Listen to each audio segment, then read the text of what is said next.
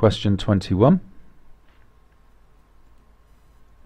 So start off by popping in the measurements that you've been given. The length from E to C is 8.1, D to C is 5.4, and D to B is 2.6. Now where you've got a triangle within another triangle and you've got these parallel lines, you've got what's called similar triangles. So draw the the similar triangles next to each other. So we've got our triangle AEC rather, and what do we know there? We know the base is 8.1, and next to it draw the smaller triangle BDC, where we know this length is 2.6 and this length is 5.4. Now we need to discover the relationship between the two triangles. So what would we multiply any of these lengths to get the length on this triangle, and vice versa, what would we multiply these lengths by to get the lengths of this triangle? So look for the ones that you've got in common, and we've got in common the base. So I'm going to choose to go from the bigger one to the smaller one. So what would I have to multiply to achieve 5.4? I would need to take my 8.1 and multiply it by what?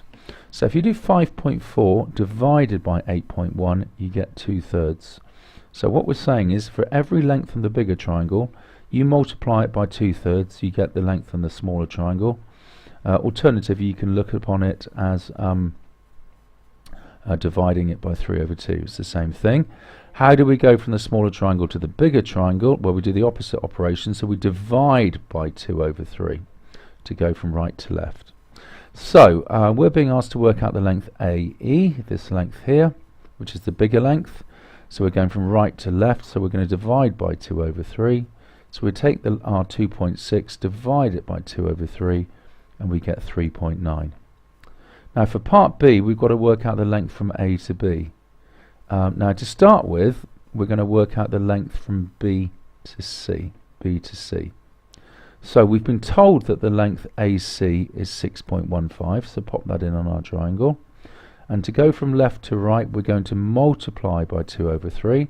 So we take our 6.15 and multiply by 2/3 to work out that the length from B to C is 4.1.